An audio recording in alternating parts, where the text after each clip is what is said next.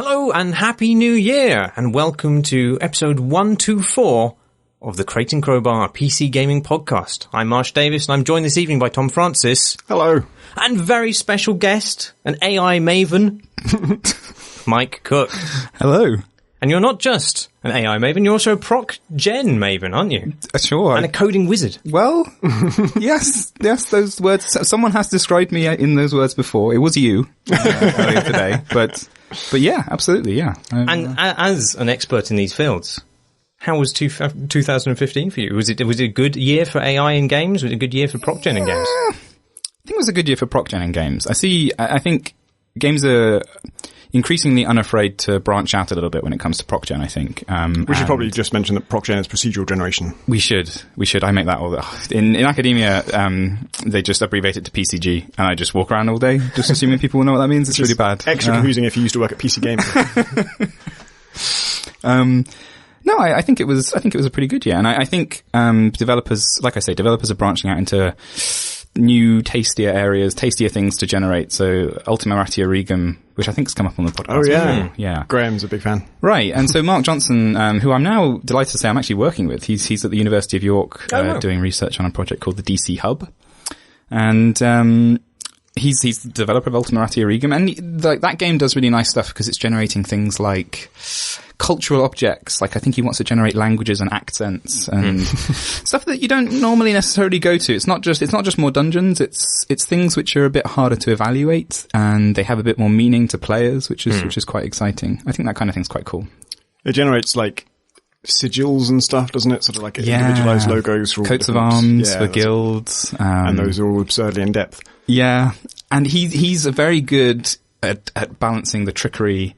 So he likes to add in hand-coded things, and he likes to blur over the edges between what's generated and what's hand-coded, which I think is very clever.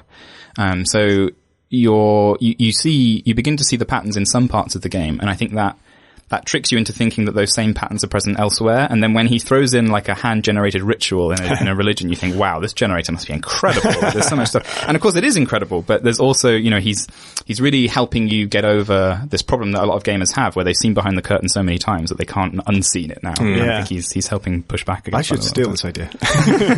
Yes. I think desert golfing deserves a mention for for tricking or confusing the issue as to whether it's procedurally generated or not, because I've heard so much argument from both sides of that. Like some people think it's all completely handmade and some people think it's all completely generated, and then a lot of people think it's some kind of mix, but no one's quite sure about which levels are fixed and which ones aren't. That game has done an amazing job of fucking with me. Like on exactly that basis. I'm never sure whether that hand of the designer is in play or not, and not just in terms of the actual levels themselves, which I go back and forth on whether they've all been just procedurally generated or not, because there was a run of, I don't know, 60 or so holes in the mid 2000s, which they are funny. They're funny to play because they upset your expectations in ways which you haven't encountered before. Like you just think, oh, I know what will happen if I do that, and it doesn't quite happen. And not only does it not happen, but it completely undoes all the stuff that you'd done to get to that point. And I don't know if that's just, if you play enough thousands of holes that you will encounter these things. But it's maybe very paranoid now. I also wonder if the game fucks with the friction and gravity at any point. Because, when there was an artificial ending in that game, he introduced a hole which was impossible to pot. I don't know if that's the correct golfing term. Probably isn't. I don't play a lot of golf, but every time you fired a ball towards it, it would just miss. And I fired my ball, but I didn't manage to pot it. Curse this game. Yes, and it was not a goal. But because that's been introduced, even though he's carried on making levels and made that so you can pot that bowl. Pot that bowl. That's a golfing. It's made me paranoid now that whenever I just miss a shot, I think, well, maybe physics itself is fucking with me. Well, maybe he's working towards an average. Like he knows what kind of average number of putts it takes to pot a bowl in desert golfing, and he just makes it so that every now and again really good players will fuck up a bunch of shots and maybe helps bad players make lucky pots. I don't know. I think you're spot on, actually. I think there have been times where it feels like the game has wanted to give me the satisfaction of putting or scoring, putting to the pot, or particularly getting a hole in one just right. Like the bounces just go just right. But I think what's interesting about that game for people who are obsessive about it, certainly like you're kind of a god to me because you've gone further in it than even I bothered to, and even people think I probably spent too much time in that game. But I've just spent a lot of time on the toilet this last year. That's what it says, really. Yeah, it's good. But so in a way, it's, the law of large numbers. They're not massive numbers, a few thousand holes, but eventually you are going to see a certain level that has a property, or you're going to fire a certain shot that has a certain quality to it. And so you think, well, actually, maybe this isn't that rare. Maybe I just think it's standing out. But that's how it gets you, because you can't be sure either way, can you? And like there'll be a level will generate where a full strength shot will just not be far enough to get up this cliff. And you think, but surely that's not random. He's intentionally put that there so that we can't get it in one shot. But then you think, well, eventually it would generate a level that did that. And, or maybe the algorithm's designed to generate levels that screw with you. So it's just, that's why I love playing the game. One of the reasons why I keep playing it is because it makes you think about what procedural generation even is for. Because maybe they are all hand generated. Maybe he just spent years of his life making 8,000 levels, or however many there are. 2015's hottest PC game, Desert Golfing. Sorry about that. Yes, back to PC though. What about 2016? You mentioned a game off pod to me earlier. That was well, continuing this theme of games generating things that are a little bit different. I'm quite looking forward to Moon Hunters, which is by Kit Fox Games, I believe. Moon Hunters. I hope that is the name of the game. Time of day or the planet? No, Moon, as in the satellite orbiting Earth, or whatever it's called. And that's a game that tries to generate a sort of mythology around what the player does, I believe. I hope I'm not overpromising things that the game doesn't do, but I believe that it takes your actions in the game while you play a kind of hero in the age of myths and legends, and you're going and slaying beasts and deciding whether or not to help these little villages, and your decisions become written into this tome of beautiful stories and myths and legends yourself. So you're kind of helping procedurally annotate and generate these legends about a world and its people. And I think that's really cool. And I think when you look at the history of procedural generation, a lot of the early stuff that was dealt with in games is stuff that is very data-centric, and it's black or white. And a level in Spelunky, not that Spelunky's an early example, but, a level in Spelunky, caves are either solid or they're empty space, or they've got treasure in or they don't have treasure in. And the game doesn't need to know what treasure is or what a cave is or what a spider is. Like, it doesn't need to know anything about those things. It doesn't have to have watched Indiana Jones to understand that. Whereas when we start generating stuff that's a bit kookier and a bit more interesting, I think, first of all, it's a lot more interesting to talk about and to do as a developer. But also you start to create games that can do a bit more. They can start to play with culture as a game mechanic, or they can start to play with like human emotions or senses as a game mechanic. And I think that's really cool. I think that's beginning to expand what we think about procedural generation for. Because I think it's actually starting to get a bad rap, I think, procedural generation. People are starting to feel a bit negative towards it, I think. I don't know what you guys feel about that. It can be used badly, can't it? It can be, this is the advantage of putting in handmade stuff every now and again, because one of the weaknesses of procedural generation is that it can be used to create a lot of stuff that feels generic or lacking in meaning. And you can bring back that meaning, because meaning is often in the eye of the beholder. So if you produce stuff which does seem to have overt authored meaning to it, then players will impose meaning that isn't perhaps there on other stuff that has been procedurally generated. But I don't think that's a flaw of the technique. I think that's just every tool can be used badly, can't it? Yeah, and I should stress every time I've used procedural generation, it's always in this way of just generating stuff. Like I use it in the ways that, because I still think that's fun and I think it's fine. I think it's good, and I love games that do it. All the games I buy are like that as well. But I just hope that we can also do new things with it as well. And that's what I'm looking forward to next year. You are working on a game with procedural generation in it? Well, yes, I am actually, which right now is not been announced, which is a bit weird to talk about it. But by the time this podcast comes out, it will have been, which is even weirder. But yeah, I'm working on a game called Rogue Process, and that has a lot of procedural generation in it. And I'm great lighting system. I should also point out that I managed to trick someone into making it with me. Who's is that person in this room? Can you identify him to the Tom. He is Tom. It's you. I haven't told you this. Just subconsciously. No, it is of course actually Marsh, isn't it? It's you. You're going to be helping me make it. You're going to be making it look beautiful. Well, let's not make promises we can't take back. It already looks beautiful. I'm very appreciative to have you on board, but that uses procedural generation all over the place, doesn't it? Which makes your life both a headache and more interesting. It's been fascinating. I really enjoyed making tile sets for the purpose of procedural generation. In fact, we started making this game together before we collaborated on Proc Jam, where I did some tile sets, and I think I made a lot of mistakes in making stuff for Rogue Process that I then managed to not fix, more or less, but I knew more of what I was doing in terms of like naming conventions for tiles, so that you'd know how you could fit that together with what other tiles and stuff like that. I just realised I think I've actually talked about the game before on this podcast, haven't I? You have, actually. And it was called Currently Running Processes. It was, yeah. You were very kind about it, actually. And it's a game where you are side-on game where you jump between buildings and go down elevators to get inside and then get near security devices, and when you're close enough to them you can see what their name is and you have to type in their name to hack them and disable them. Exactly, yeah. So you're this kind of renegade hacker running around a city, climbing skyscrapers and stealing dark secrets from inside of them, and that's done by typing the names of things in slow motion and bursting out of windows and throwing other people out of windows. What was your other suggested name? Typing of the deck. Because you have like a hacking deck and you type in it. Might be slightly infringing. But yeah, one of the security devices you can hack in the game is Windows, because naturally Windows are electronic devices that I'm still working on shatter on the spot. I'm working on a law reason for it. I've had some suggestions, but I'm sure I'll think of one. And so you can throw yourself towards a window and then have to type the window's name before you hit it so that it shatters on contact and you go into the building rather than bouncing off it and falling to your death. Exactly. And there's lots of overlapping things that you can do. So there might be a security camera that you could disable, or you could save it for later, and then you can send a fake alarm to it so the guards are sent in the wrong direction on your way out. So there's a lot of... The idea is that you are quite weak and vulnerable, but you're using the building itself. That's your tool. That's your weapon set to get in and out, either undetected or in a hail of gunfire, one or the other.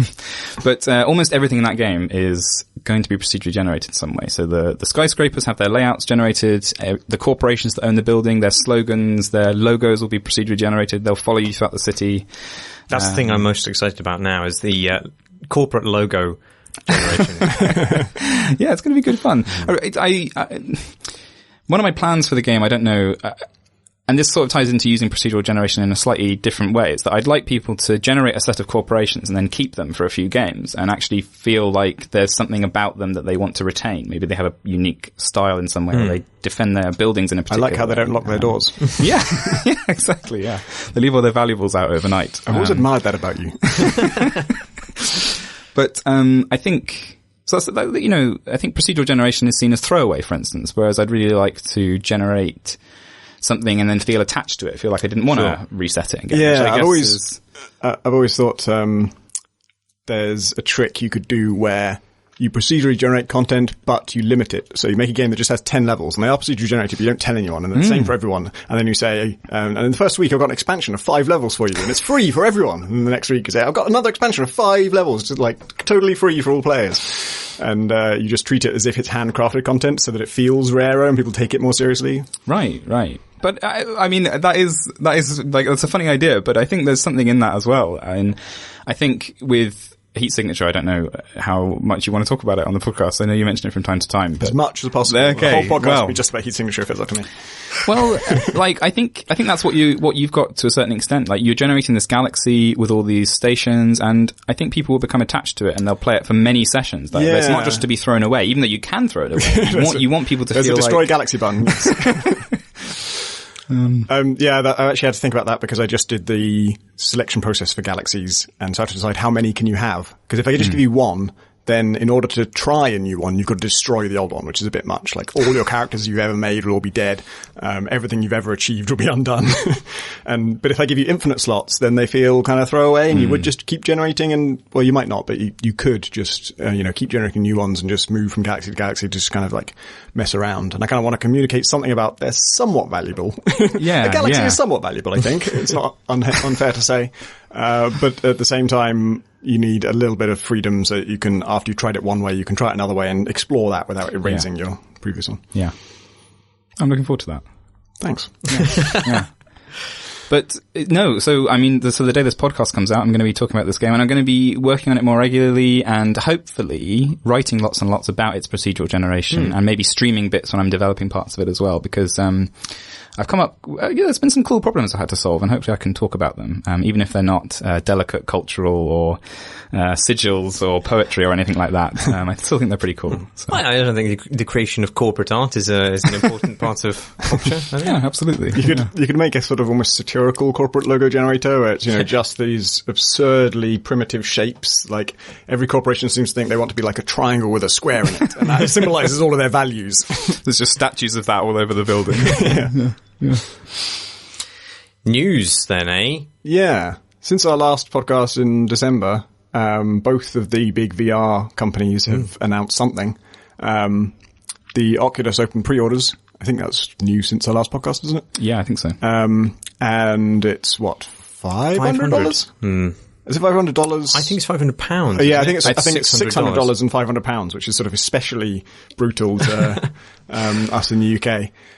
Because $600 is not £500. And the Vive now has a camera on the front so that you can see the real world while you're in VR. And they announced that, sort of by itself. And, the funny thought that occurred to me is that it's just one camera, and VR is 3D and it's stereoscopic. It projects different images to both eyes. But because there's only one camera, it'll only be able to see the real world in 2D. The simulation will be 3D and the real world will be 2D. Wow. And, so in a way, the real world will become less real to you. Exactly. Than the It doesn't make you think.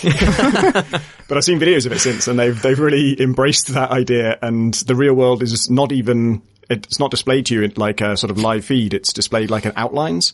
It sort of does edge detection on the real world. You just see everyone like sort of spectral cartoon characters or something.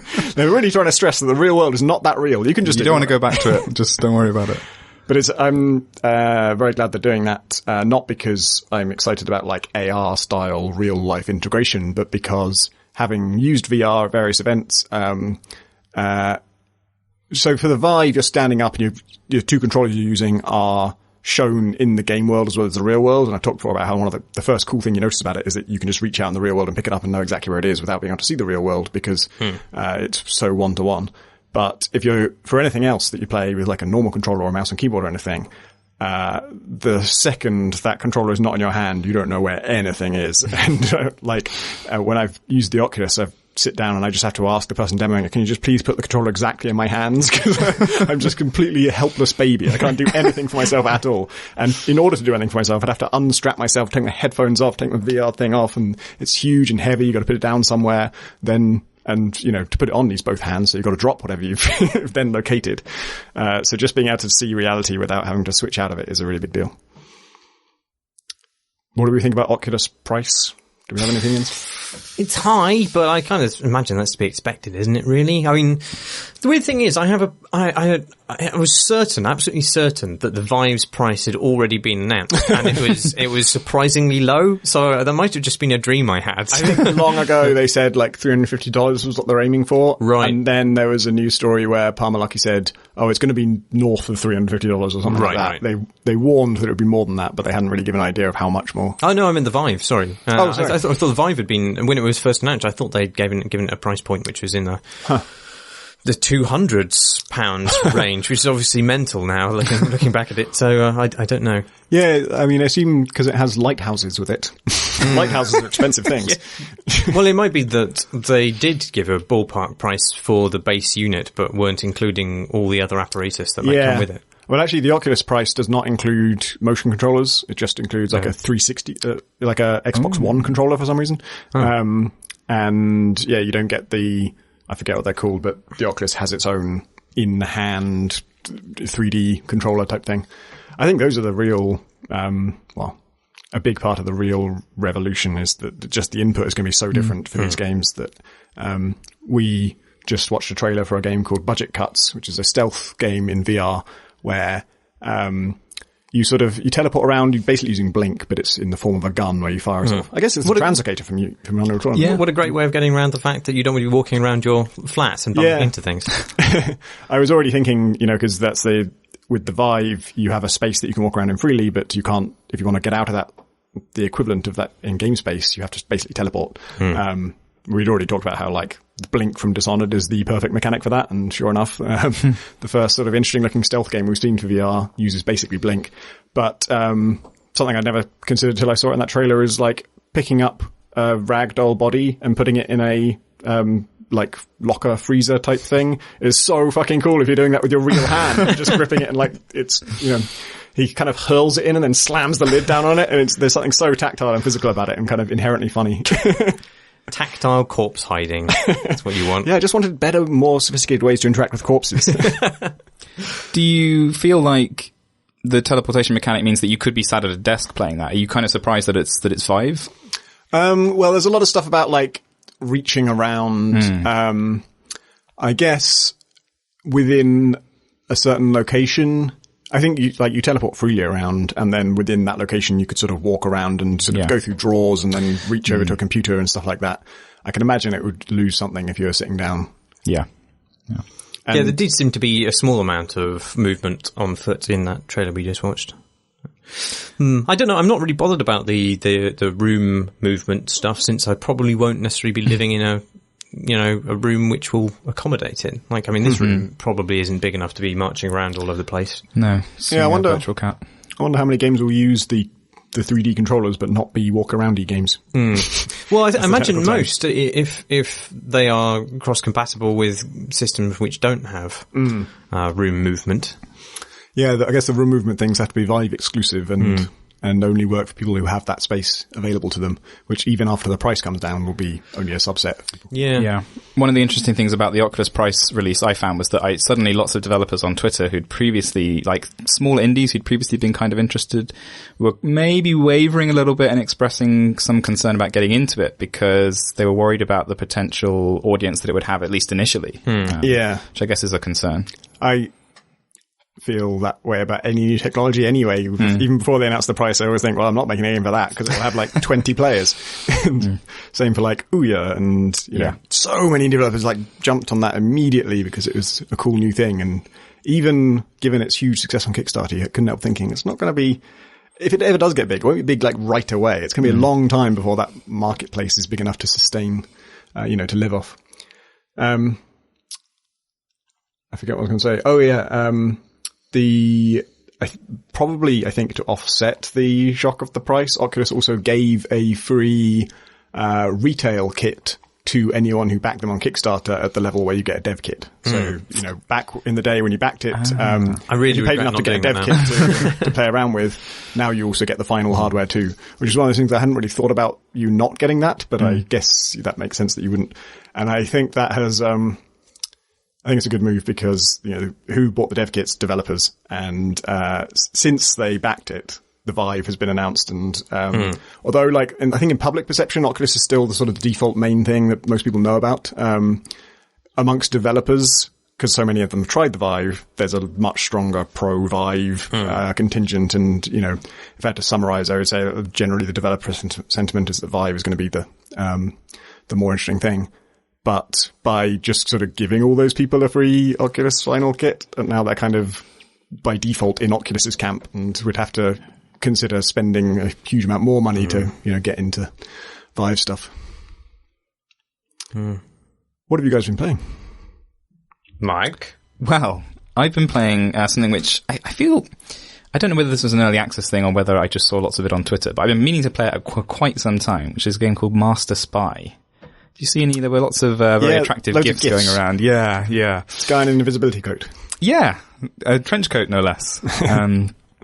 Yes, so it's very 80s inspired. Like I said, trench coat, got a noir vibe, got a bit of cyber in there. Of no interest to anyone in this room or this podcast, obviously, those kind of themes. So it really goes all in on the aesthetic. It's got these beautiful cutscenes that are rendered like they've come out of an 80s home console kind of setup, and There's this ever so slight fisheye effect on the screen that just peels it away at the edges. But the game itself is a platformer. It's a platformer. And it's a fairly hard platformer.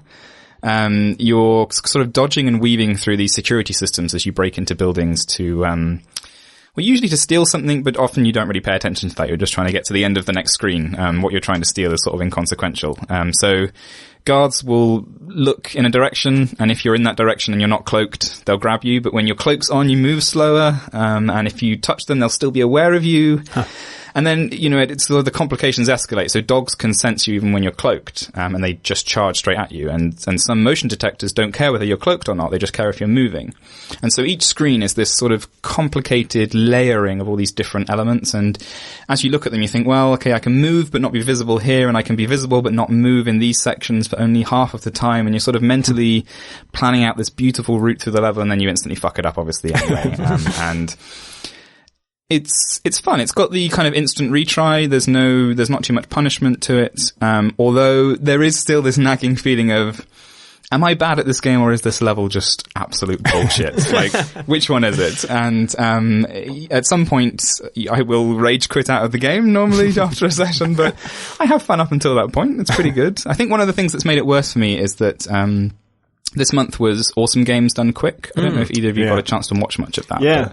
That is always a good week of viewing, where people kind of play games. They speedrun games, 24-hour stream from somewhere in Virginia, I think, and it really is an incredible week. But this just gets me in the mindset of I could be a speedrunner. And so you're playing Master Spy, and you're like, yeah, and you're going to rush through this level, and you've got your safety strats, which is what you call anything when you sit and think for longer than 4 seconds. That's me using a safety strat, and in reality, I'm just garbage. But it's really good fun. It's very simple, but I just really enjoy the aesthetic, really. That really does sell it, even though the controls are very nice. The jumpy has a good jumpiness feel to it. Good jumpiness. And it's got this strange thing where it doesn't tell you how anything works, which, at least as far as I can tell, which is not uncommon for games these days. I think there's a little of deep end, figure it out as you go along kind of thing. But that's, in the end, I ended up kind of digging it because it gives you this sort of unease when you enter a new level, and you kind of just work out what something does by looking at it or by exploding in front of it. But then at the end of the world, it will rate you on how well you did. And then I feel like, well, I don't want to have to go back and do that again just because I didn't know what was going on when I came in. And that kind of thing's a bit frustrating. But I'm never going to get a high rating anyway, so I normally just go to the next world. What does it rate you on? Just time? So number of times you got seen, which is basically number of times you died. Time as well. I see. Yeah. I think those were the only two criteria. I got F's on everything. That's like just garbage. Just absolute toilet. There isn't sort of like soft failure where someone sees you but you still survive. No. And like, so detection in any form instantly freezes the game and it's game over. Which, oh my God, is strange because it sells itself as a stealth game, but it's really not. It's really kind of like a Super Meat Boy-esque platformer in some ways. It's just the spikes are these invisible sight lines that people have, which is sometimes it's a little bit confusing. So they have cameras that just sort of flip left and right, which is a little bit hard to detect out of the corner of your eye sometimes. But because everything has infinite vision, like there are no vision cones because it's just a straight line. It does make it a lot easier to parse, and they can't look up, so it's really just like vertical and lateral lines. Yeah, it's famous. Exactly. And presumably the dogs just can they completely unable to. They no. Dogs can't smell up. They can smell backwards. They can smell backwards, but not up. Excellent. So it really, it's just, your mind can kind of abstract away the aesthetic, which is a shame, and just see it as like lines that you can't cross and can cross. But I think that loses it for me, so I still like to pretend I'm running around wearing a trench coat and going invisible. Yeah. No, I like it. Yeah. AGDQ was cool. I saw a couple of fun things. I saw the Talos Principle run that you recommended. And then I also watched Snapshot, which is... Oh yeah, I didn't watch that one. I didn't... A game that... I don't know when it came out, because Graham and I both remember seeing it before release, and I even played it before release, I think, in the IGF, and then I don't recall it ever coming out, but apparently it's been out for some time. A side-on platformer where you take a photo there's like a frame around your cursor, and when you click, it takes a photo of that, and then you can kind of move that photo somewhere else. So if you take a photo of a box, then you can move the box, and you can also rotate the photo, and if the box is falling, then you can rotate the photo and it'll shoot out the side. And the thing I wanted to say about the AGGQ run is that because you can propel objects in that way, and you can also kind of, it's like a lot like Portals, because you can do things like let the box fall and then catch it again and then move it up and drop it again so that it keeps gaining speed. And that's obviously a good speedrunning trick. So you keep doing that, then you hit yourself with it and bounce yourself across the level. And so all that matters really is where's the object? Is there any objects at all? And so the guy does it with keys. He does it with collectible objects that are supposed to be things you only do for 100%. And then on one level, you can clone yourself by taking photos of yourself. And so he clones himself over some spikes, kills the clone, takes his skull, and then hits himself with his own skull to propel himself across the level. Which is emergent. Yeah, I enjoyed the Splunky one as well, because they had Derek Yu on call, and he obviously wasn't aware of a lot of the ways in which his own game could be exploited. It was an all shortcuts run, so they had to unlock every shortcut in the run. That was confusing. By bringing certain items to Shopkeeper. I think I learned pretty early on with Splunky that the shortcuts weren't a good way to play if you want to get better, because you want to be replaying the early levels as well. And if you can do that, then you start the next world more powerful than you would do if you just went there with a shortcut. And so in the latest PC version, I don't think I've ever actually tried it. And I didn't realize you had to bring like sort of 3 different things to the shortcut guy just to unlock that one shortcut. And the next time you got to bring 3 different things to the next shortcut guy. And it's fucking grueling. Yeah. I think it was, I guess they needed to give some kind of structure to the run, which makes sense. But I actually kind of like those speed runs where the game's very unpredictable, like a Binding of Isaac run with no set seed, where you have absolutely no idea what's going to happen and they just have to improvise. I think that's a really exciting kind of speed run. There was also linked in relation to that was Derek Yu on the speed run one that allowed people talking about like, they do pacifist runs. And there's also no gold runs. We're not allowed to pick up any gold, and gold becomes like a deadly hazard.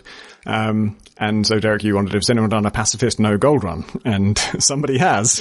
Oh my god. It's fucking amazing to watch. We should put it in the show notes, because the way they deal with Yama, because they do a hell run. Like, they go all the way to hell and complete the game. And to complete, you can get past Olmec, the normal boss, without killing him.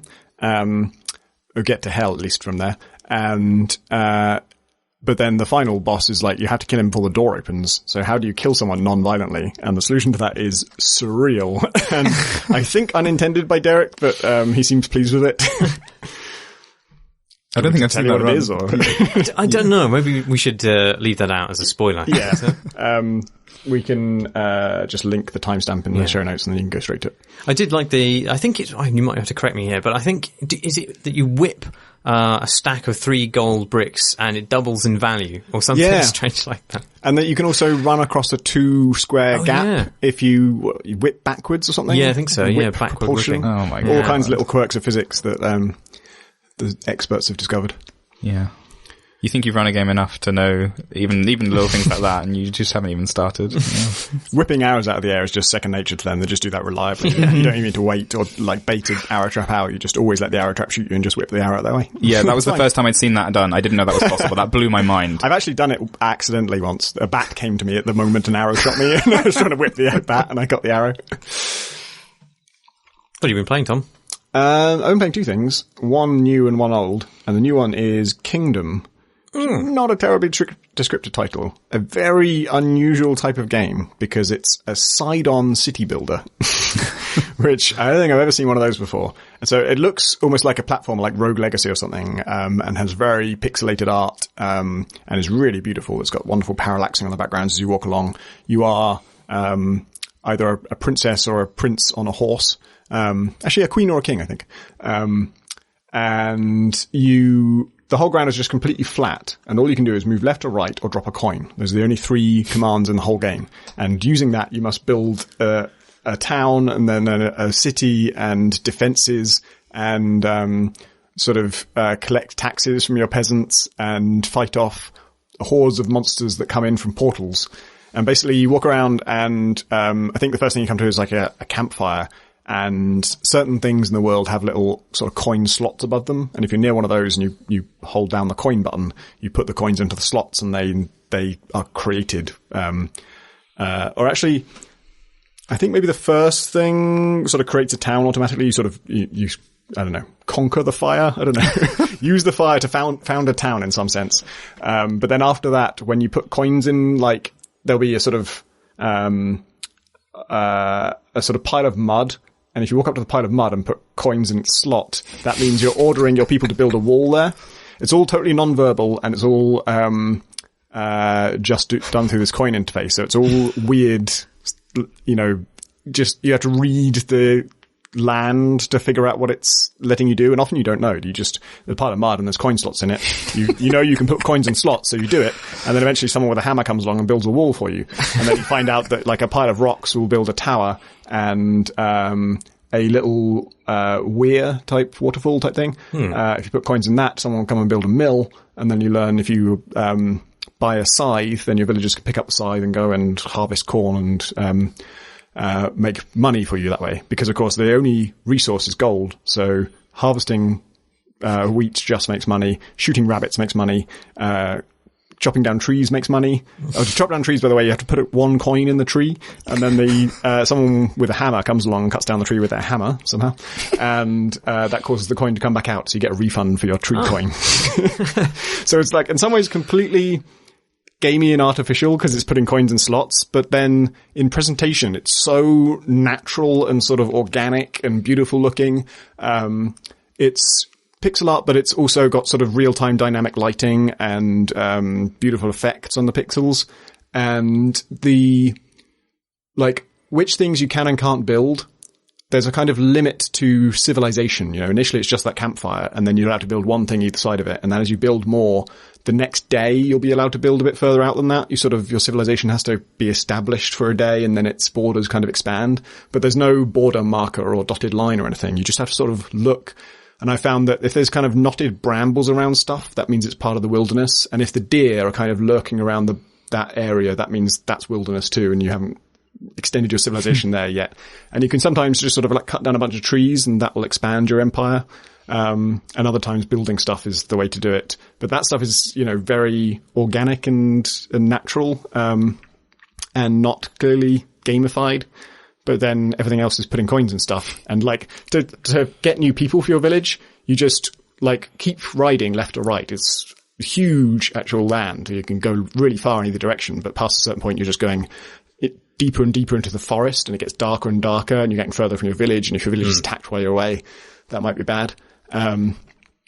And to get new people, you just keep riding till you find a camp, and then you just throw a coin at the peasants, and then they pick up the coin, they instantly become loyal to you and walk all the way back to your village.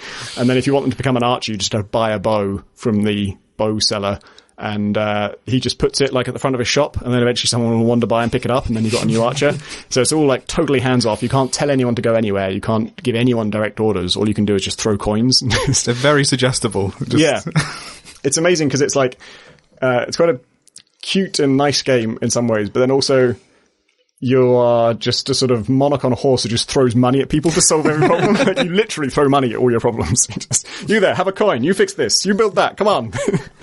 And you're trying to defend them against every night. The portals on either side of your village open, and a little sort of horde of trolls with masks run out and attack your village. And if you've got some archers, they'll fight back.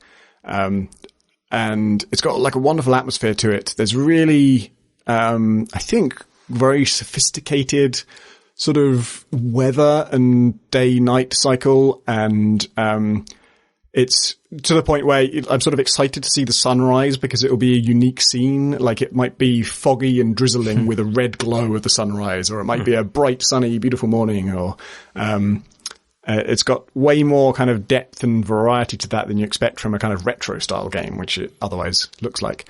And initially it's very satisfying, very cool just to, you know, have this very hands-off method of just throwing money at stuff and sort of just deciding, yeah, I'd like a mill there. I think I'll have a tower there. And you chop that down that tree and all that stuff.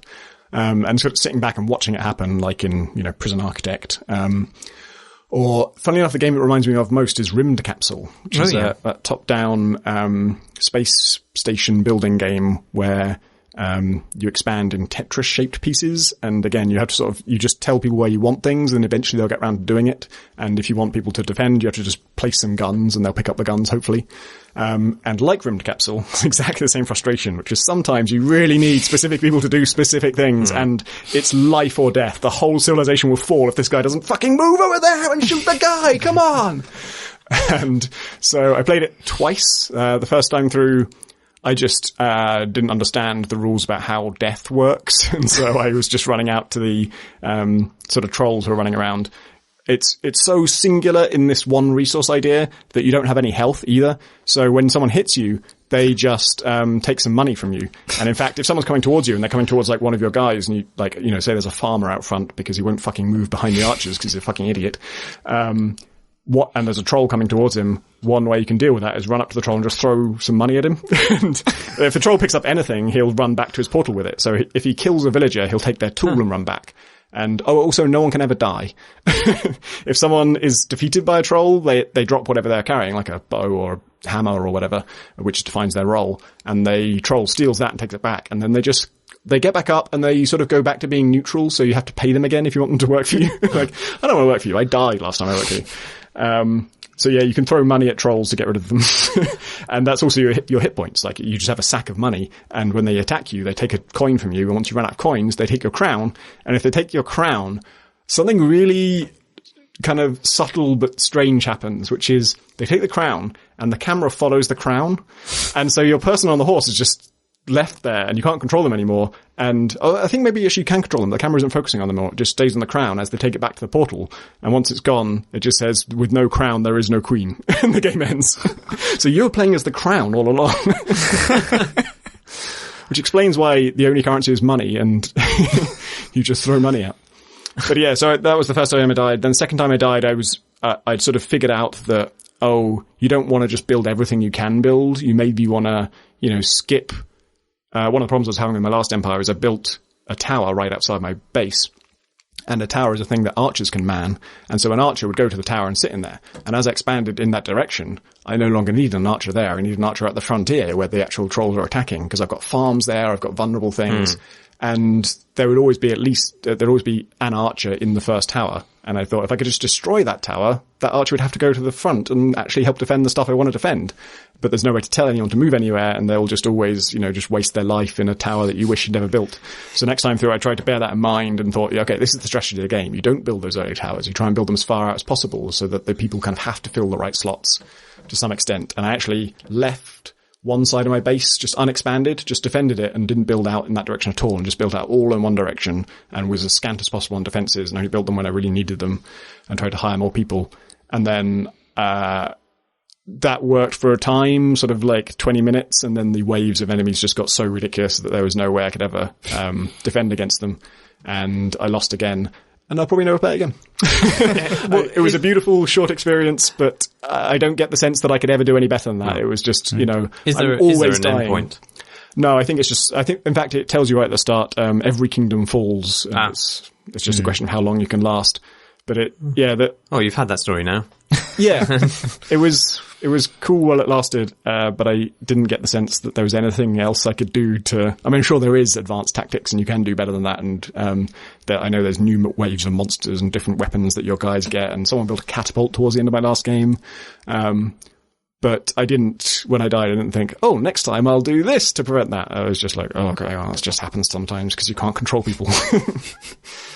I'm kind of torn as to whether they should let you control people, because I understand their desire to keep it minimalistic, and it is kind of beautiful the way you just have 3 buttons and you manage a whole empire that way, but it needs like 4 buttons. Just one more, just to say, like, destroy this building. Like, that would do it, because then you wouldn't be wasting archers there, and you could kind of indirectly place your people by sort of saying, well, you can't go there because I'm getting rid of that. Did it ever get to the point where there was a fatigue between moving? Like, it felt, in my mind, it would take a very long time to move from the left-hand side of the kingdom. And you're like, God, It's almost fine, except that it's almost fine because you can gallop, so you can go fast. But there's a sprint meter, a hidden sprint meter, where your horse will start panting, and then if you try and gallop, then he'll rear up and get annoyed. Ask for a coin. And it's because it's a one-dimensional game, essentially. It's not even 2D. You can only go left or right. it's not a good place to have a sprint meter. I don't think you ever really want to be telling a player, no, going too fast would be, too powerful, because everything is just left and right movement. So sometimes, you do want to go a long way. What was the other game? Nuclear Throne. Yeah. I complained about it before because I think I probably said some positive things, hopefully. But I was mainly pissed off about the portal thing that sucks you in at the end of each level. Oh, yeah. And I'm still pissed off about that. Why are you pissed off? Because you don't like to be slurped into it before you've had a chance to hoover up everything. Yeah, it's so random because you don't know what the last enemy is. Sometimes, there's no way you could know because you can't see what's off the next screen. It's an empty dead end or whatever. But doesn't that create an interesting tension? Nope. Okay.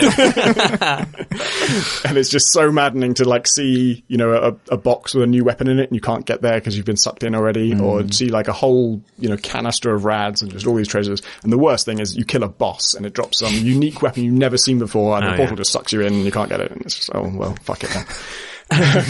Most of my runs of Nuclear Throne ended me saying, oh, fuck it then. And at first I thought that meant I didn't like the game because I would always play it and 5 minutes later be saying, oh, fuck it then, and quitting. And then I realized I've been sort of working a lot more this year and having short breaks where I do something totally different that's kind of not mindless, but just not sort of super taxing on the brain is really useful. And so a game that I can play in 5 minutes is actually really appealing because it fits into lots of break times. And so I've played it a lot, and I've got a bit better at it, and I've also discovered more weapons and discovered more about which mutations are cool to take and what kind of loadouts work well. And it basically ends up being like rolling a dice, and if you get a 5 or 6, you're going to have a great time. And if you get anything else, you're going to have a sort of pretty good time and then die to something really frustrating. And the 5 or 6 is if you open a weapon crate early on, you get a melee weapon. It's going to be awesome because melee weapons are brilliant in it. They make no sense. You can attack people through walls with them.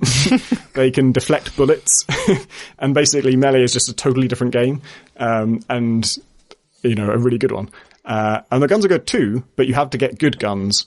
Otherwise the gun game is just sort of, awkward. And the sort of thing that really determines whether you're going to do well or not is just the levels you get. And some levels are literally just a big square empty room. Well, not empty, sorry. A big square room with no cover at all, no possibility of hiding from anything. And every single enemy in the level is all in there in direct view. And a massive boss is there who immediately wakes up and fires bullet hell arcs of things. Wow, does that happen often? I've never seen that, I don't think. Yeah, well, I don't know how often in numerical terms, but enough to annoy me. And, half the time I die, cause of death is big open level. Start of the level, it was a big open level, so I died. And, often I can't see anything I could have done differently, except just, I guess, picked a different character. So I had some different defense mechanisms, or, if I'd found a melee weapon, I could have batted some of those things back. But if I didn't find a melee weapon, I just can't. There's just no way you can ever do it. Particularly if a fucking portal sucks you in before you can get to the crates to even find out if you get a melee weapon. Boo-hoo. But, the more I play, the more satisfying combinations I find of weapons, and some of them are just fucking insane. There's a Gatling slugger. And a slugger is a sort of shotgun that fires just one giant bullet instead of a spread. So the bullet is so large that it's essentially like a shotgun, except you slightly better and longer range. And the Gatling slugger is just that, but with infinite fire rate. And there's guns that I think I found one called a hyper rifle, which is, I've already had a machine gun, an SMG, an assault rifle, a minigun, a triple machine gun, and about 5 other guns that just fire bullets very rapidly. But a hyper rifle is on a completely different level. It'll just empty your entire ammo reserve in about 1 second. It's just this pure stream of bullets. And you keep finding weird ones. I found something called a seeker pistol, which fires 2 homing darts when you shoot it. A splinter pistol is a sort of mini crossbow shotgun type thing. Plasma rifles are a sort of ball of energy that goes through things. I had a series of deaths to finding a grenade shotgun. Find something called a grenade shotgun. You got to try it. And I was careful. Like, I thought, okay, it's a grenade shotgun. It's going to explode when it hits a wall, so I won't fire it near a wall. I fired it and just the world exploded. Just everything was just completely annihilated. And then not the next run, but later in the run, I found it again, and I was like, grenade shotgun, no, learn my lesson, not touching that. And then next level, I found another grenade shotgun. I'm like, what the fuck? I've only found 3 in my life, and 2 of them are in this run. And then 2 levels later, I didn't pick it up again. And 2 levels later, I found an auto grenade shotgun. All right, well, I've got to try that. And it annihilated me. But yeah, that's the pleasure of it. It's just like, I think it's actually, the appeal of it is just gambling. It's that sense of, I don't rationally know, like, if I look at all my experiences with it, probably more than half of my runs have been in some way unsatisfying or annoying and have not given me what I hope to get from it. But because that, 5 or 6 on the dice gets me a run that's so much fun, when I think about the game, I just think about that. I just think about, but remember that time I had the auto slugger and the auto shotgun, the auto crossbow and the assault slugger, or that time I had the energy sword and the other thing, and it was so cool. Maybe I'll get that again. Maybe this time it'll be different. What do you think makes failure in a game like that different to failure in Spelunky? Why do you think that doesn't feel like rolling a dice so much? Well, in Spelunky, when I die, it's usually feels more as a result of something I sort of tried or something I did. Like, I can make it over those spikes, or I can do this. I don't need to use a rope here. I don't have to use a bomb here. I can get past it this way.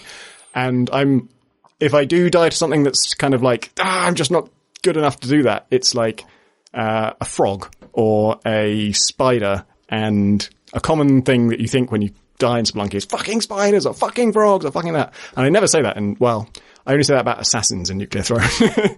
Or Little Hunter, which is a boss. But 90% of the time when I die, I just say, open level. It was just a big open level, so I was fucked.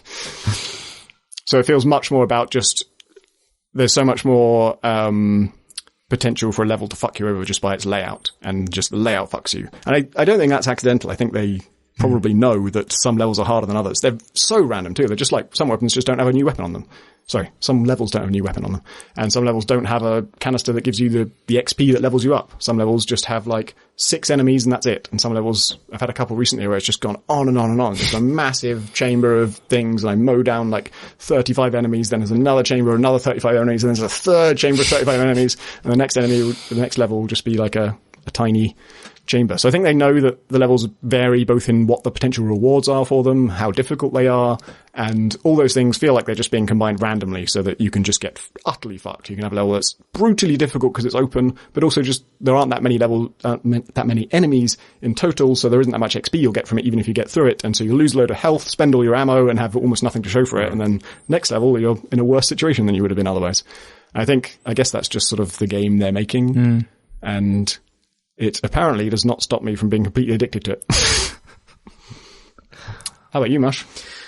I've been playing 3 games, although only really one in any significant quantity, which is obviously Rainbow Six Siege, the ultimate game, the game which is now retrospectively 2015's best game, really? And probably 2016's best game. What? You were, last time we talked about it, you were pretty scathing about the micro. Yeah, shit. I still think that does distort the way that they've designed that game in a really poor way. I think they've made a huge number of errors with the way that they've structured that game. For instance, I mentioned this in our chat, private chat, but I think most people don't realise that if you finish all the tutorial missions in that game, it unlocks a new co-op campaign, which seems to have completely bespoke levels which aren't anywhere else in the game.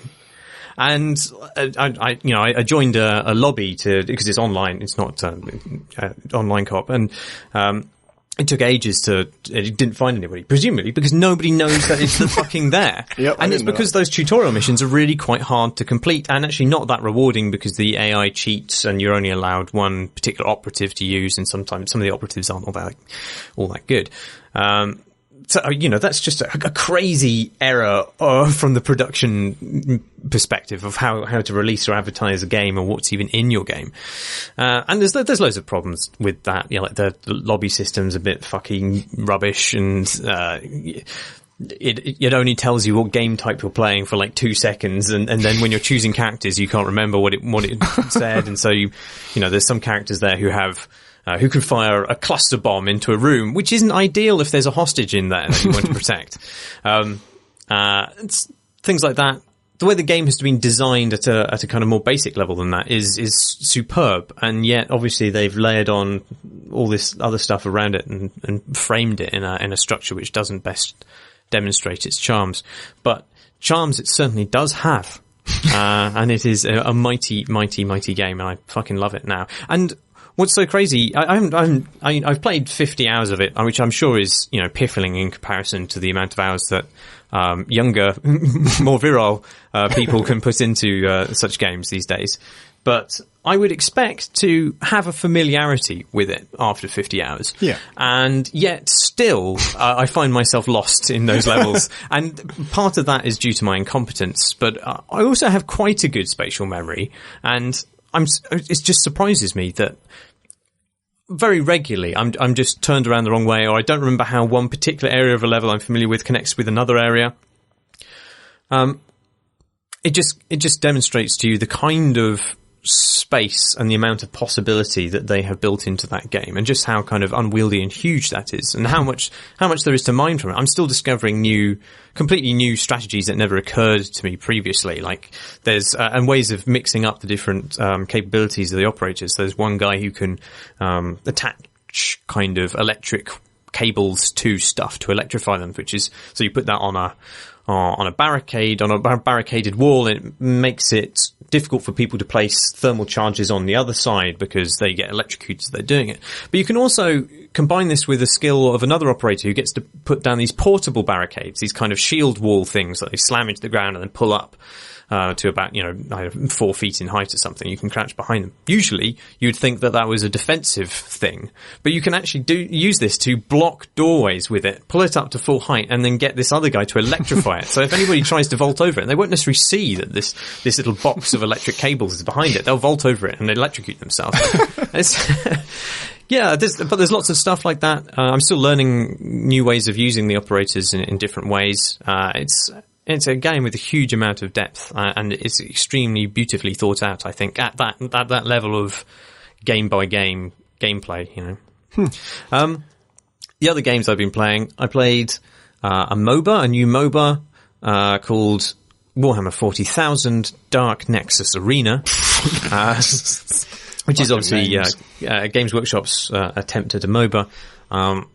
It's not very good yet, because it is not at all complete, which isn't necessarily surprising for an early access game. It's a free-to-play game. It's going to survive on microtransactions for cosmetic items, apparently.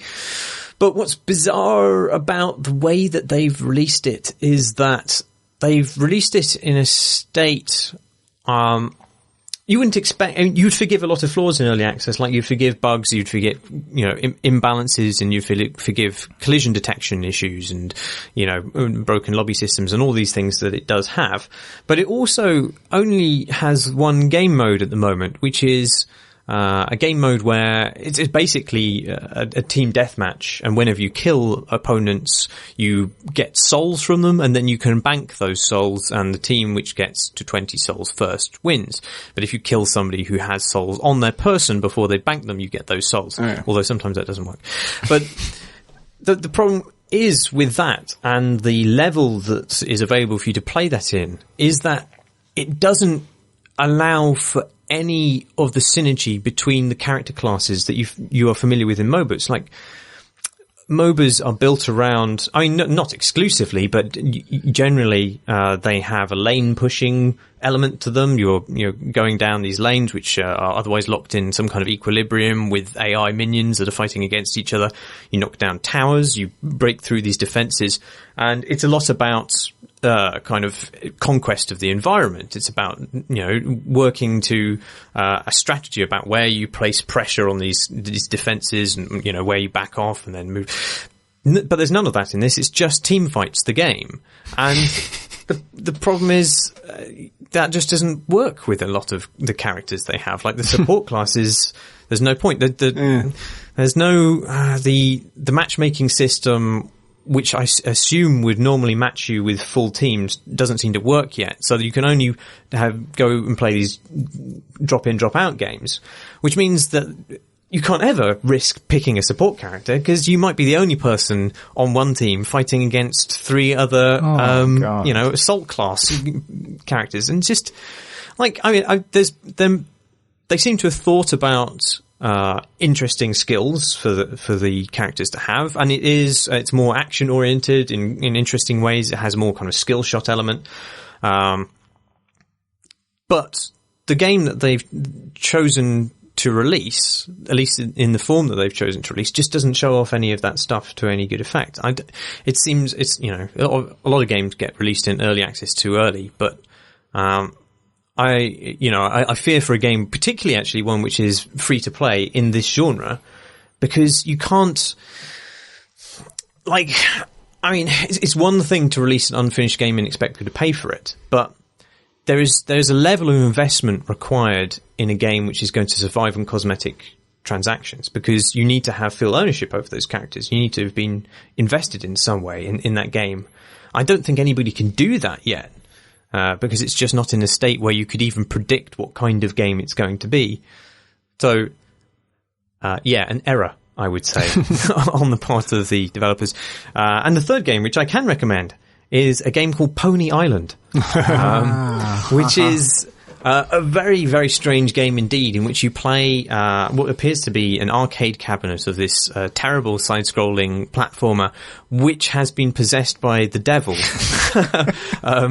And this manifests itself in interesting ways. It's perhaps not possessed by the devil. It's very unclear to me at this point in time whether it's just a virus, or whether it is a virus that is possessed by the devil or something like this. It certainly uses the metaphor of Satan, Baphomet, and all these other demonic names. But how you progress through it is to hack the game. But blessedly, it doesn't involve any of that boring coding shit that you guys love so much. It's all done through these kind of cheeky, bizarre metaphors. So on one screen, for example, you go into the options menu and you just smash all the options up, and all the options fall to the bottom of the screen in these fragments, and you can reassemble them to say something else, which you then click and you get to another level of the menu.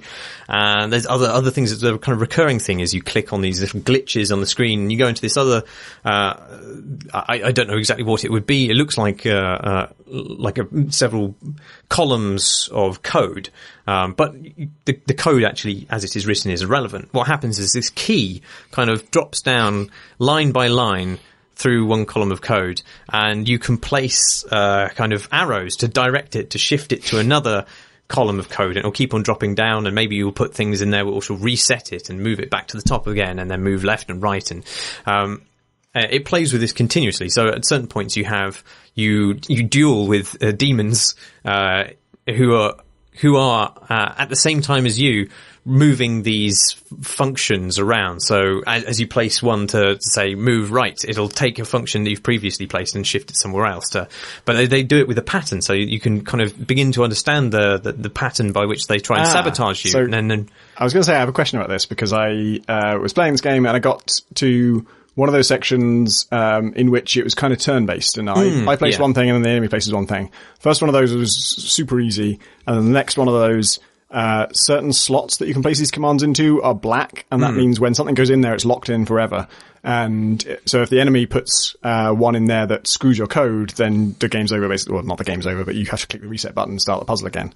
And I, for the life of me, could not see the pattern in how he responded, because any of these slots, like on his first move, he could permanently screw you. He could put any of these slots that are permanent are in a critical position, so he can, if he puts the wrong thing in any of those, he can permanently screw you. But he doesn't do that, and then, so he makes his move, and it's a non-fatal one, and then I make my move, and sometimes his next move is he just puts one of those things in one of those slots and I'm fucked forever. And sometimes he doesn't, and I can't figure out why. And eventually I had to look up a walkthrough and just do exactly what they did in the walkthrough without understanding a single move that I did. Well, maybe I lucked out, but I thought I'd understand it, which is not necessarily it's not actually true. But I thought you could fake him out essentially by placing things in the wrong columns first. Or placing things in unessential places, and then, because then he would shift stuff about, then you could reposition the things that he placed. But maybe I was just very lucky and stupid, which is how I like to play all of the games. But it's pretty funny, I think. I don't know where it's going, but it's certainly interesting. It may be Frog Fractions too, who knows? Yeah, it's got that vibe to it. Shall we do the questions from the questions. Don't sound too enthusiastic about it. Yeah, I think we should. Yay! Henry writes, Dear Crate British Break Off. Is that because we've been on a break? I thoroughly enjoyed your mocking discussions last week over the operator names in Rainbow Six Siege, which I too have been rather enjoying. The names are so cheesy that whenever my friends play, if someone is left as a recruit, we spend the whole game talking to them in gruff voices, saying things like, first day on the job, huh? And if we make it out of here alive, you might just earn yourself a name, recruit. As you might expect, this thoroughly confuses, though hopefully entertains, the poor fellows put on our team. With the addition of an entertaining yet broken revolver to CSGO, we created... Oh, I think he's referring to... They added a new gun to CSGO that was absurdly powerful. We created a new Steam group of sheriffs and renamed ourselves to Famous Cowboys and proceeded to message the other team with Boy Howdy. This bomb site ain't big enough for the both of us, and other such schlock. Silly things like this are one of the reasons I adore online gaming. I guess the only question I can proffer is, do you ever act so monumentally silly online? I know Dota 2 is a good game for running Team Beard or other such silly combinations. Hope you enjoyed the story at least. Thanks for using them ear holes, partner. You got a Dota story, Mike? Yeah, he's absolutely right, of course, that Dota 2 is wonderful, partly because you're always interacting with some people that you don't know. I think the most recurring trick for me is that if something goes wrong in the game and you need to pause for some reason, unfortunately the enemy team can happily unpause, and they will every single time, so you need to develop new techniques for discouraging them from doing so. So my long-standing one is to break into a stand-up routine about Dota 2. Just normally just the worst kinds of crappy jokes I can think of, just to keep them entertained, even if it's just to distract them, if nothing else. So you're not the person who's pausing. So our team needs to pause because someone else has disappeared, basically, yeah. And just to do anything to keep them from unpausing. You're the guy they bring on stage to fill the gap when the actor's throwing a tantrum or something. Keep the audience in check, yeah. Hey, how you doing tonight, folks? Good to have you all here today. Can you give us an example of a good... I don't know whether it'll make sense. So anytime a patch has come out, a good one is... how does everyone feel about the new Jakiro changes? I'm still in two minds about it, because Jakiro's a dragon with two heads. I get it. You see? Yeah, okay. There you go. Yeah. And obviously if there's any kind of ice-based hero... Chat? No, if only. That would just make, I'd have the Seinfeld's SFX in the background. God, that'd be amazing, actually. That'd be a brilliant, video to do. No, it's all in text chat. So you really have to push it with the emotes. But no, it's surprisingly effective in some cases. They really get into it. And sometimes, they'll crack back at you. And given how toxic the game is, it's actually quite a nice moment of lightheartedness sometimes, But, yeah. Yeah, what about you guys? Well, nothing as performative and brilliant as that, I would say, but Rainbow Six Siege has inspired a lot of humour regarding the voicing in it, because although it's not a kind of there's not a lot of dialogue in the game on the whole, there are barks that your characters do, and it's got a number of SAS characters who speak in Cockney accents by way of South Africa, I think. It's really hard to tell. But there's a guy called Smoke, who you can probably imagine what his role on the team is. Sledgehammer, right? That's right. No, he has these smoke bombs that release toxic smoke. And he will occasionally refer to them as, my toxic bags are in position. But sometimes he'll refer to them as his beauties. And he'll say, my beauties are in place! He'll yell it. This kind of weird tortured bark. My beauties are in place! It just sounds so good. So good. Now when I'm trying to rally the troops for a game, they say, my beauties are in place. That's amazing.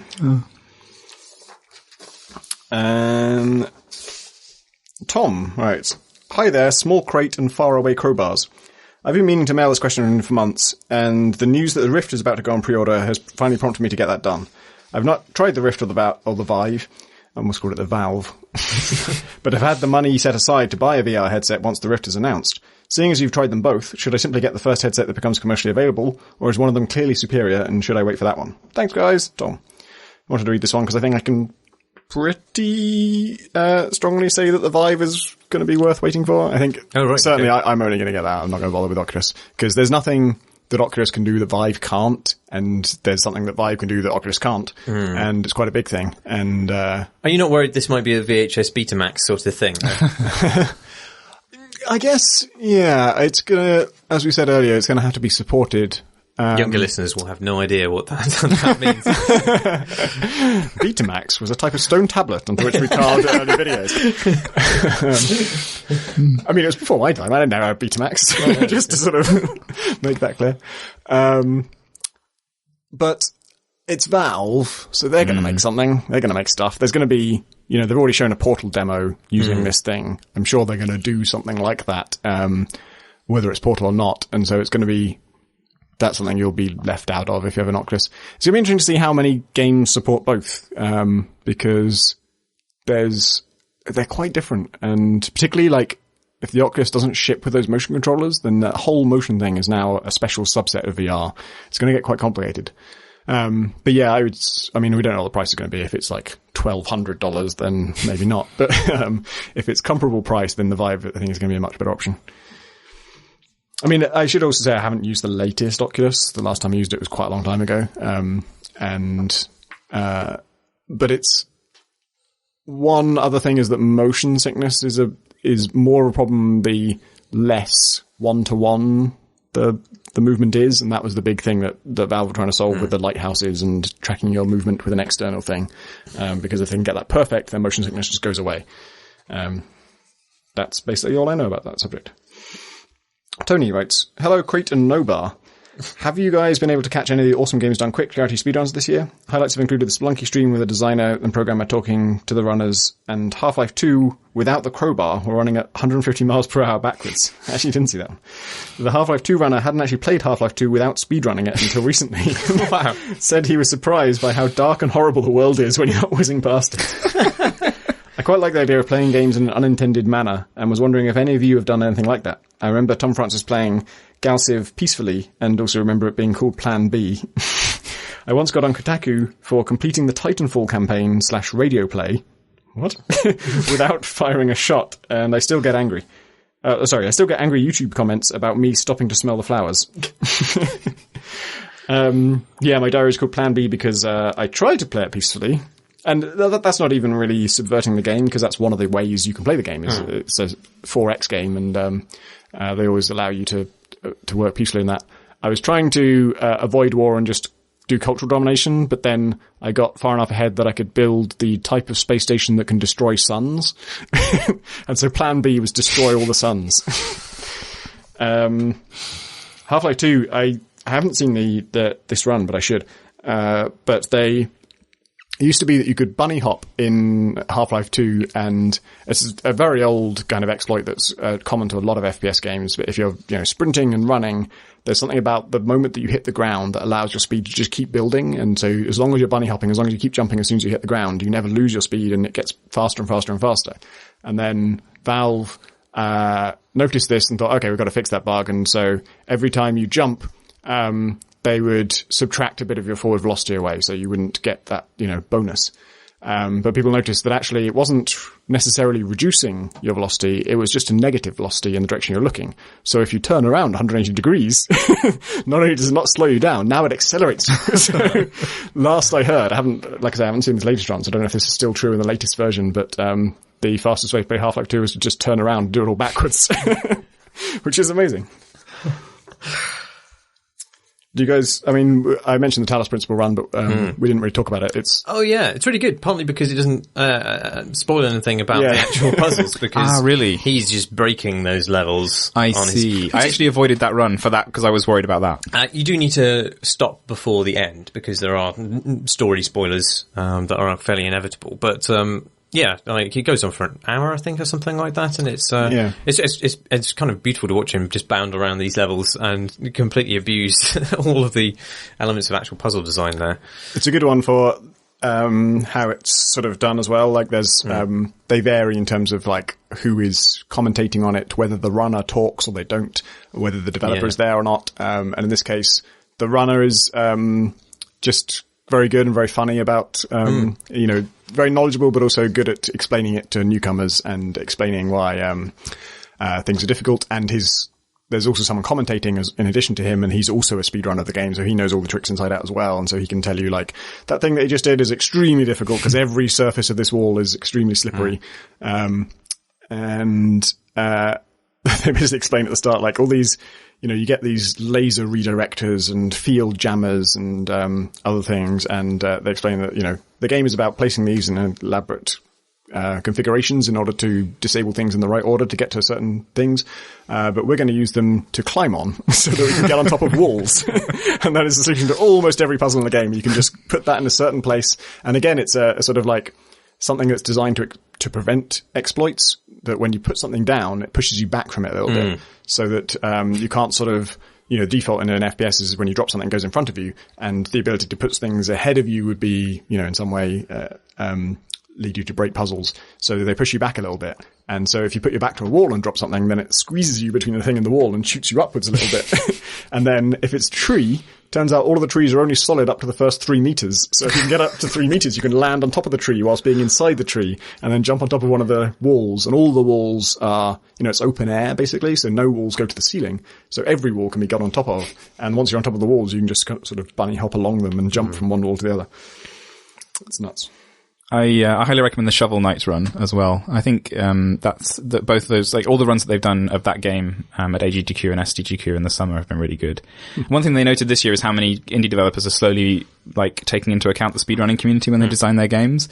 And Shovel Knight seems to be one of those games. I think Ori and the Blind Forest was another example. Where, really? I haven't watched that one. The developer patched the game and they broke an exploit like a week before SGDQ last year. And so they pulled an all-nighter to revert the change just for SGDQ, which I think is amazing. Great. That's incredible. Yeah. Yeah, they talk a bit about that on the Talos run of they reminisce about something called the mountain goat skip, which involved climbing across like a cliff. And it's been patched out, and someone even writes in to say, "Oh, I can't believe they took that out as my favorite exploit in the game." And it's so weird because you don't know, is removing an exploit that the speedrunning community was enjoying, is that a positive or a negative? Because exploits in general, if you knew about it before you shipped, you definitely would have taken it out. It'd be a no-brainer. If someone came to you and said, "Oh, we've just discovered you can totally bypass all the puzzles in the game by doing this," of course you take it out. And that seems an uncontroversial decision. But if it's already in there and then people use it for speedruns and then you take it out, it's weird to listen to speedrunners talk about this stuff because they're always sad when an exploit's gone. But if all the exploits that people found in developing a game were left in, then it would be garbage to speedrun because it would be too easy. I had a glitch in Gunpoint where you could jump through every wall in the game if you just stood in the right position. You could just glitch through everything. Yeah. I don't think speedrunners would enjoy that really because then the challenge is gone. I'd like to see a video not of a speedrun, but of speedrunners during their process for detecting exploits. Because I did try and break the Talos principle in certain ways when I was playing it. I got frustrated with the puzzle. I was like, I should be able to jump over this small wall because I can just about stay on this little block without slipping off. I can get up onto there, but there's an invisible wall there. Maybe if I pick this thing up and I can boost myself over. I tried a lot of times to break the puzzles, but I was thwarted. So I'd like to see somebody going around and just brutalizing those games until they find the way through those. There's absolutely nutty stuff. There's jumps that you can only be done if you're running at 20 FPS, so you have to turn up all the settings and reduce your frame rate. And there's other jumps that can only be done at 200 FPS, so you have to run it at lowest possible settings on the best possible computer. And there are a couple that he couldn't do in the speedrun because his laptop just wasn't good enough. You need it, something can run it at crazy FPS because it's to do with certain step. Game physics happens in discrete steps, and so your frame rate determines when those steps will be, and I guess there's some kind of sync error at certain frame rates that lets you do things. Other things are there are a bunch of glitches in loads of games where you just have to bring up the pause menu at the right time, and I think there's one, I think it was Talos, where you have to bring up the pause menu, then hold space, and then come out of it, and then redo that, and it would let him get a crate through a barrier that you're not supposed to, because I can't remember why. John Roberts, who listeners may remember from this podcast, writes, "Dear Scrubs, decades of violent media is slowly turning us all into blood-crazed sociopaths, so why not embrace it? Tell us the tale of your best kill. Cheers." Mine is from Hitman Blood Money, a game about killing, and a very open-ended one, and I loved how many different ways there were to take out a target. And there's one on a steamboat, I want to say. a boat on the Mississippi, and you have to kill the skipper. And of the ways to do it, there's you can dress up as a busboy, and he's like a big fat greedy man, and so you can bring him a cake, and you can inject poison into the cake. You have a sort of poison syringes that you bring on every mission, and any food stuff you can inject, and any drink that anyone's going to drink you can inject. Or you can also put a bomb in the cake, and once you're in his room, obviously you can just attack him directly in various ways. And so I brought him a poisoned cake with a bomb in it. I fed it to him, and then while he ate it, I slit his throat. Then I detonated the bomb, and then I shot him with his own revolver. And he lived. If it was Rasputin, he would have lived. He's here tonight. How about you guys? Mike? Well, I don't want to go back to Dota 2, no, but please. Why not? I don't think of myself as an arrogant person, or I try not to be. But my favorite hero in Dota 2 is Rubik, whose special power is that he can target someone and steal the last ability they used. And the thing is that is arrogance in hero form, because what you're saying is, I don't need anything extra. I just need what you had, and I'm going to do it better than you. And, you know, the ultimate situation in that, and it happens very rarely, is when a hero uses the strongest spell they have on you, thinking it'll kill you, and you survive with just a few, just a little few points of health left, and you immediately steal it from them and just detonate them with it. And it requires every fibre of your being not to type "get fucked" into all chat at that point, which is a common turn of phrase among the group that I play with. But yeah, there's no better feeling, I think. But Hitman just definitely comes a close second. There's just something about that game where anything you set up feels good. Pretty much anything in that game feels nice to do. But yeah. It just reminded me that I used to be a massive jerk in Duke Nukem 3D multiplayer because we didn't play online in those days, and so I had friends around. We had 2 computers in my house, which was awesome. And I'd played it a lot, and my friends hadn't played it much at all. And so my friend who played against me, it was just one-on-one deathmatch. We only had 2 computers. So all we could do is 1 versus 1. And I was way better than him. And so every time I killed him, whatever weapon he was using against me, I would use that next turn to just show me that I could beat him with that. It wasn't just your weapon, you're just worse. Oh, that is mean. I never said that, but that was just like, if he was paying enough attention, he would notice. I can't think of any examples that particularly display martial prowess, but if we are embracing our sociopathic sides, then I should mention how much I really fucking love killing horses in Red Dead Redemption. Honestly, there's almost nothing as sweet as riding on a horse at full pelt, then shooting it in the back of the head. Oh my God. You shoot the horse you're riding? Yeah. Is that an objective? No. So the handbrake, basically. You do go over the handlebars, though. But the horse animation in that game is really good, but nothing is as good as the procedural crumpling of horses. Man, I'm not a good human being, but I've never tried that. Amazing. We've all learned something about each other here. From the depths of Twitter, we have question from What a Duck. At what point can we say an AI is creative rather than simply mixing together human-generated components and code? One for you, I think, Mike. Are you sure? Yeah, technically, anyway. So officially, my whole field of research that I work in is trying to answer that question. It's called computational creativity, right? It is. And so if it doesn't exist, you're in trouble. It can be it's getting a bit buzzwordy these days. IBM's quite interested in it. They want to get a slice of that sweet money pile that I'm obviously sitting on top of. No, it's an interesting question. I think over time, my understanding of that has developed quite a bit. So it used to be that I used to feel like that there was something out there and that software could eventually become creative and it was like a defined endpoint. Whereas nowadays, I think lots of researchers feel like creativity is this like ever-moving target that we talk about a lot. And I definitely feel that the AI in general is just something that we as a society recognize as AI, basically. So, and I think this comes up with gamers a lot, where, something is AI if we think it's intelligent or it's trying to be intelligent in some ways. And as soon as it becomes something everyday or something that we understand, I think it ceases to be interesting or AI-y enough. And it's because some things are AI even when there's nothing really intelligent about them, because we personally perceive them to be intelligent. I read in all sorts of intentionality into nuclear throne spawning systems, like the weapons you find. I had sort of 3 games in a row where the first weapon I found was the last weapon I was using when I ended my last run. And I'm like, oh, so the game tries to give you back what you just had, so, cause in case you were enjoying it or something. And I thought, no, it's just fucking random. And I think desert golfing is a similar situation, where it doesn't actually matter at this point whether desert golfing is procedurally generated. It just matters what everyone thinks about it. And I find that super interesting because I made a piece of software called Angelina. That was my PhD, and it generates games. And people have written things about Angelina that were never ever said or hinted at or implied or really there was any basis for at all.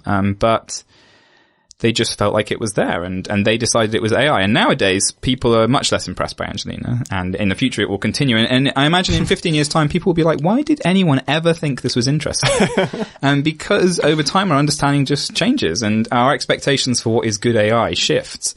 And that's why I think it's so hard to go back to certain kinds of games. Like narrative-led games, we often find it very easy to go back to because we love that story and those characters and that world. And there are other games that you go back to and you think, I'm sure that I was blown away by how lifelike these characters were once upon a time. And now it just looks laughable. And I think that's a really tricky problem for when games try to sell themselves on the back of their AI. Not that there's many games that do that, but it's encouraging, though, that, you know, if we're making enough progress that the old stuff looks bad. Oh, definitely. That's how I see it. Yeah. I like that a lot. And it also means that, you can make your life a bit easier sometimes by, I think lots of game developers realize this, but there are lots of things you can do that are very low effort, but massively increase the perception of intelligence in, AI. One of these things quite famously is barks, or, you know, when they say things, they say that they're reloading, or in fear, famously, soldiers, or perhaps infamously, soldiers would call for backup. Backup was never coming. But it didn't really matter, because if you killed them, you just thought that you got out of there before backup arrived. And if it just happened that another soldier wandered in from a nearby room, you think, holy shit, backup's here. So it was just win-win. And there's lots of strange stuff like that we're so, even when we actually invent AI, it's normally inspired by the history of AI. You know, we're constantly, these cutting edge AI companies are building themselves off science fiction ideas, and they're naming them things after, you know, old movies and old references to AI. And it's just this constantly churning, like, social construction of what artificial intelligence actually is. Really, it's just anything that a computer can do that we haven't perfected yet. Because once we perfect it, no one's impressed by it anymore. In Crisis, the AI barks would be, they were Korean soldiers, I think I'm right in saying. And on the maximum difficulty mode, their barks would be in Korean, and in all their difficulty modes, they would be in English. I think that's great. And so I always played in the maximum difficulty mode for other reasons to do with, like, damage scaling and stuff. But, I think I probably read more intelligence into them in Korean because I didn't know what they were saying. Right. So whatever they did, what they said might have been them saying, I'm going to do that. Right. One of the plans I have for Rogue Process is to have an AI inside the game that attempts to predict what the player's going to do next based on the way they've got into or out of buildings in the past. So I'm going to use a bit of machine learning, hopefully. But I realized that it would be so much easier to fudge that by having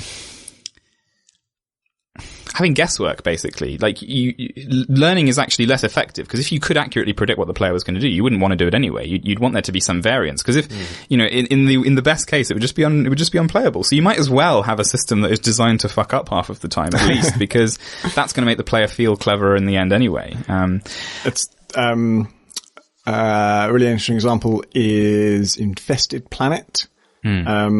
Our friend Alex Wiltshire wrote a great piece for Rock Paper Shotgun recently about the history of AI beating humans.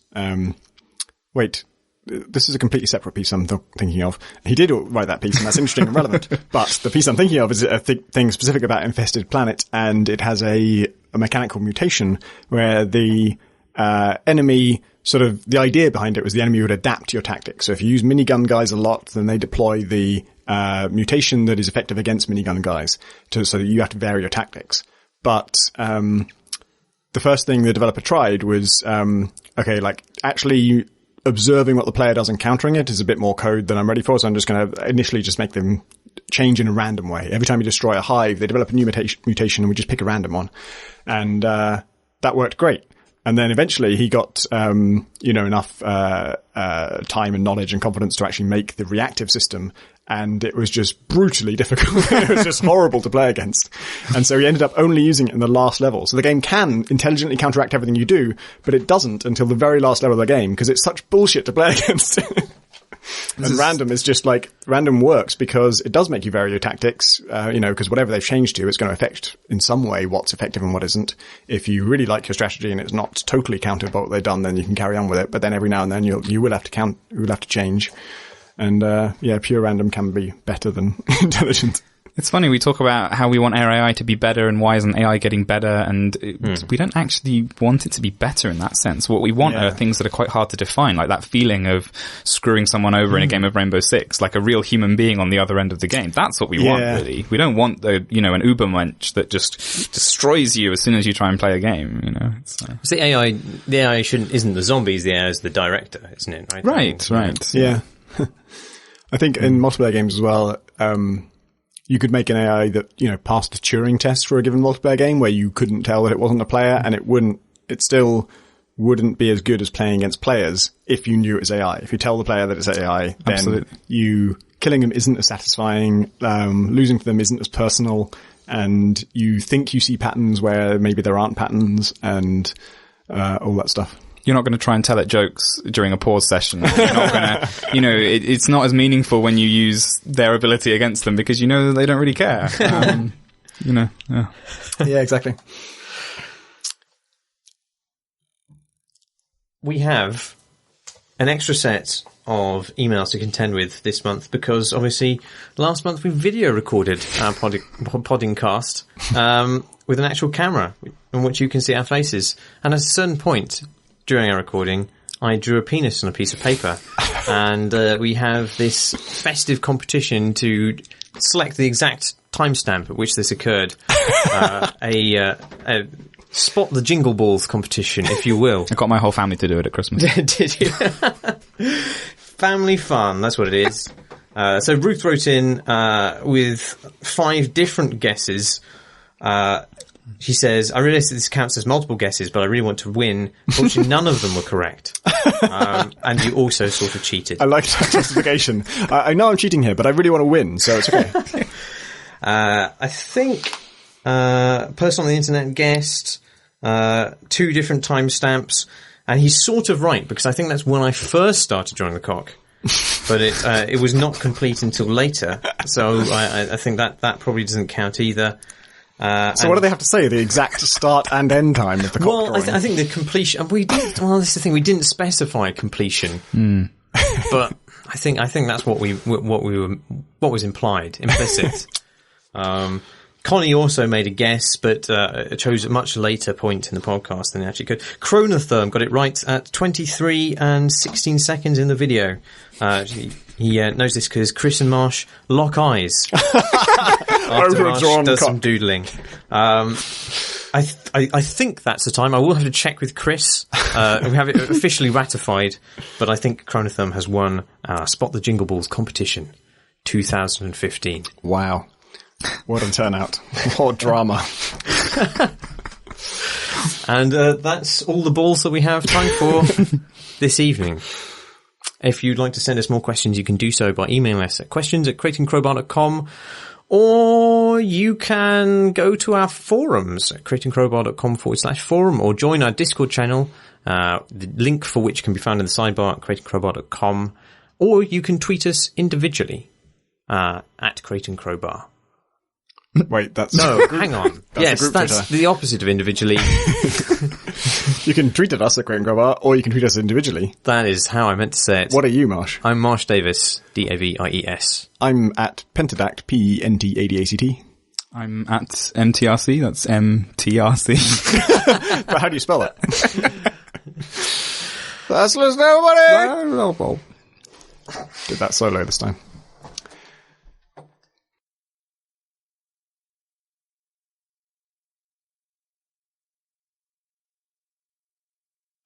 My beauties are in place, my beauties are in place. Yeah, yeah, Dior, my beauties are in place.